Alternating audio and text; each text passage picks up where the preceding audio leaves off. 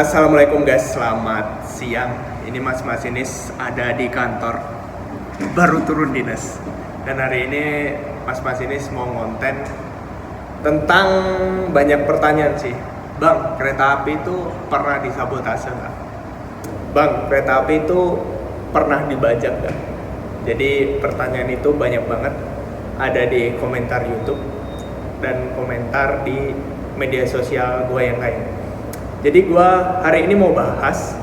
Sebelumnya jangan lupa like, comment, and subscribe my YouTube channel. Bantu channel Mas Masinis berkembang biar Mas Masinis bisa kasih konten yang menarik terus buat kalian ya. Di video ini Mas Masinis tadi barusan wawancara dengan narasumbernya langsung, yaitu Masinis juga, dulu Masinis Jatinegara. Jadi beliau pernah korban pembajakan di tahun 2011 guys. Itu dia kebetulan bawa kereta Gajayana tambahan KA 7001. Orangnya masih hidup dan masih masinis di Jakarta. Jadi ceritanya itu berawal dari waktu itu saya tanyain bapak masinisnya ini inisial Y ya. Dia pemberangkatan itu dari Cirebon sampai Gambir harusnya. Ini KA 7001. Dia berangkat dari Cirebon sampai Terisi itu berjalan normal. Tapi di tengah jalan, di stasiun Terisi ternyata sinyalnya itu merah. Jadi kalau sinyal merah, otomatis masinis itu mengurangi kecepatan. Jadi di Terisi itu Pak Masinis inisial Y ini mengurangi kecepatannya di stasiun Terisi. Nah, di depan PPKA atau di depan stasiun Terisi ternyata sinyalnya berubah guys, jadi warna hijau. Dan keretanya itu untuk powernya atau tenaganya ditambahin sama Bapak Masinis. Ditambahin, tapi larinya kan kereta nggak bisa langsung cepet ya. Jadi ada yang namanya unset. Unset itu proses buat laju lagi. Dan ada seseorang naik dari perlintasan Terisi. Kalian yang tahu stasiun Terisi, ini bentuk stasiun Terisi ya. Jadi sebelah kirinya itu ada perlintasan. Jadi ini stasiun ya. Ini stasiun. Nah, di sini ada perlintasan buat motor dan mobil. Nah, ada orang lari nih dari perlintasan menuju ke lokomotif. Dan pada saat itu lokomotif dalam keadaan unset. Unset itu mau bergerak lagi ya, tapi nggak berhenti. Nah, itu naik di belakang. Jadi dulu loknya itu CC 201 kebetulan. Jadi dia naik dari tangga belakang yang ujung panjang. Sebut saja inisialnya apa ya? Inisial A lah ya. Bapak pembajak ini inisial P lah, pembajak ya, biar enak. Jadi Pak inisial P ini, pembajak ini, dia naik dari ujung panjang. Dia naik tangga dan masinis dan asistennya itu ngeliat. Ini kenapa ada yang naik? Tapi posisi kan sinyal udah hijau ya. Jadi Pak masinisnya meneruskan perjalanan. Nah, kebetulan itu si pembajak ini lewat sebelah lokomotif CC 201 itu. Jadi gini, ini lokomotif 201. Biar lebih paham, ini Mas Masinis kasih lok 201. Jadi pintunya itu di depan ya, itu di depan asisten masinis. Dan pintu belakang itu di sebelah kanan, di belakang Pak Masinis pas. Dan awalnya pembajak itu berdiri di sini yang nggak ada pintunya. Jadi ke tempat asisten, dia nengok dari kaca itu. Mas, anterin saya dong sampai Jakarta. Si asisten kaget, kok bisa ada orang? Nah, berhubungan itu kereta udah mulai menambah kecepatan. Jadi, Pak, lewat sebelah aja. Jadi disuruh sama asisten masinis ini pembajak itu muter lagi tuh, muter lewat ujung panjang buat ke pintu yang di belakang masinis. Jadi di belakang asisten itu nggak ada pintu ya, adanya pintu yang di belakang masinis. Dan masinis inisial Y ini, Pak Masinis ini, itu udah kontak PK. Jadi PK itu semacam pengendali terpusatnya kereta api. Jadi Pak Masinis ini ngontek lewat radio bahwasannya ada orang yang nggak dikenal masuk. Dan si Bapak PK ini menjawab, oke. Bapak pengendali terpusat ini jawab, oke, nanti di Hargelis bakal BLB. BLB itu berhenti luar biasa. Jadi di perjalanan harusnya langsung, kereta ini ternyata berhenti gara-gara untuk menurunkan si pembajak ini. Ini rencananya gitu ya. Nah, ternyata si pembajak itu masuk lewat pintu masinis. Dan Pak Masinis ini udah nggak ngontek lagi, nggak ngontek ke pengendali terpusatnya. Ditanyain lah, Pak mau kemana? Mas anterin saya lah ke Jakarta. Bapak ini berkumis, ciri-cirinya pakai jaket bomber, infonya ya. Jaket bomber itu yang kayak gimana ya? Jaket bomber, berkumis, tingginya kurang lebih 175 sampai 180 katanya Bapak Masinis ini ya, cerita ke saya. Dan kemudian Pak Masinis ini melanjutkan perjalanan. Jadi petak Hargel terisi ke Hargelis itu kurang lebih berapa stasiun ya? 3 atau 4 stasiun lah. Nah, saat di Hargelis ternyata sinyalnya merah. Otomatis kan kereta nanti perlahan ya mengurangi kecepatan. Jadi setelah di Hargelis itu kan dimerahin. Jadi Pak Masinisnya itu ngasih pengertian ke orang yang nggak dikenal ini bahwasanya, Pak, ini bukan yang kereta yang kayak dulu, boleh naik di atas lokomotif. Jadi kereta dulu kan tahu kalian ya, masih jelek, masih amburadul lah sistemnya. Jadi si penumpang itu boleh di lokomotif. Nah, dikasih pengertian sama Bapak Masinis bahwasanya sekarang itu udah nggak boleh, Pak.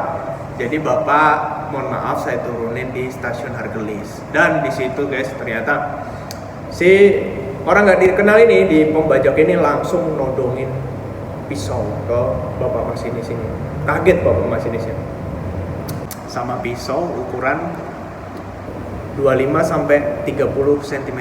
Itu pisau dapur yang stainless, seginilah ya pisaunya. Jadi langsung ditodong di sini. Jangan berhenti. Jadi Bapak Masinis itu langsung ditodong di leher. Pak, jangan berhenti, langsung aja ke Jakarta. Kalau enggak Bapak saya saya gerek apa sih? Saya tusuk. Bapak Masinis kaget dong dan udah pasrah di situ deh. Terus Bapak Masinis menjawab, Pak, ini udah sinyalnya merah, harusnya berhenti. Saya nggak mau tahu, si pembajak bilang, saya nggak mau tahu, saya maunya langsung sampai ke Jakarta. Si pembajak ini bilang gini guys. Dan Bapak Masinis mau nggak mau kontak dong sama pengendali terpusat. Jadi kontak melalui radio, ada radio di lokomotif. Bapak PK monitor, masuk berapa biasanya gitu ya.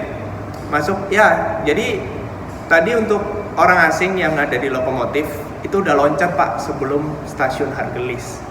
Jadi gara-gara ditodong Pak Masinisnya, jadi berbohonglah dia bahwasanya pembajak itu udah meninggalkan lokomotif. Padahal belum guys.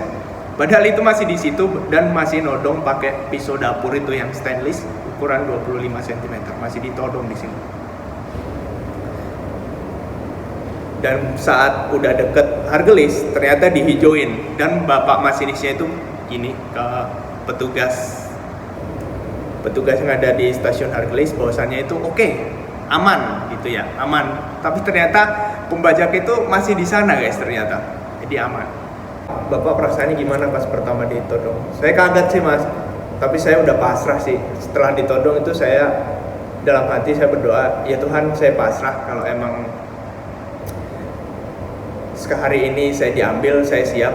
saya pasrahkan nyawanya pada Tuhan. Dia cerita gitu guys. Masinis ini keren sih, menurut saya dia keren banget. Dia nggak panik di sana, dia masih bisa berpikir positif, dan bahkan dia bisa berpikir bahwa masinis ini tentang nyawa penumpang. Maksudnya kalau pas di pembajakan itu kan harusnya depannya itu pasti ada kereta ya, jadi kereta Ciret itu ada, terus vesselnya itu aman apa enggak. Nah di Cikampek itu percabangan guys, percabangan antara arah dari Bandung dan ke Jakarta. Jadi depannya kan tadi Cirebon Express. Takutnya bapak masinis itu ada dari Bandung, tapi si pembajak ini ngeyel, disuruh nggak boleh berhenti, tapi takutnya nabrak, jadi membahayakan nyawa penumpangnya. Gue salut banget sih sama bapak masinis inisialnya ini. Dia begitu keren, dia begitu masih mementingkan nyawa penumpangnya guys, dibanding nyawanya dia yang udah mau ditusuk sama pembajaknya. Aku 2 jempol ke bapak masinis ini. Dan kemudian diajak ngobrol lah sama bapak masinis, diajak ngobrol. Singkat cerita di stasiun Cikampek, kan stasiun Cikampek itu nggak bisa melaju kenceng ya kereta, pasti di situ 30. Soalnya kan belok, vesselnya banyak. Di situ diajak ngobrol sambil si bapak masinis inisial Y ini ngodein ke asisten masinisnya buat kontak PK. Jadi sambil ngobrol dengan pembajaknya, jadi asisten masinisnya itu nyuri-nyuri guys, jadi nyuri-nyuri radio lokomotif dicuri, terus dia kontak si asisten masinisnya bilang, Pak PK disandra. Dia bilang Pak PK disandra, udah gitu doang dia bilang ya. Dan PK nggak jawab, jadi dia udah tahu mungkin ya. Jadi dia bilang Pak PK disandra. Si asistennya bilang gitu, dan pembajak itu nggak tahu kalau bahwasanya si asisten itu nelpon PK.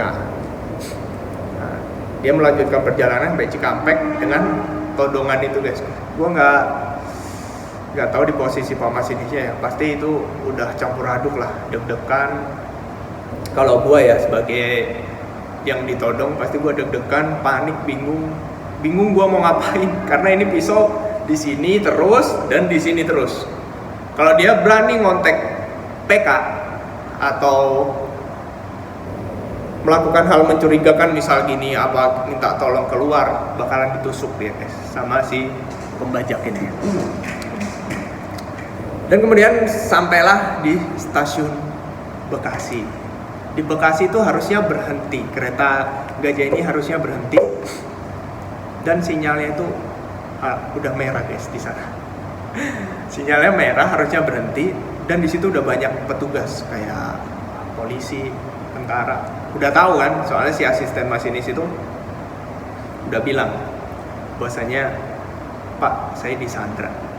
Dia bilang gitu. Jadi tapi si pembajak ini nggak mau kalau berhenti, jadi dia nodong di sini.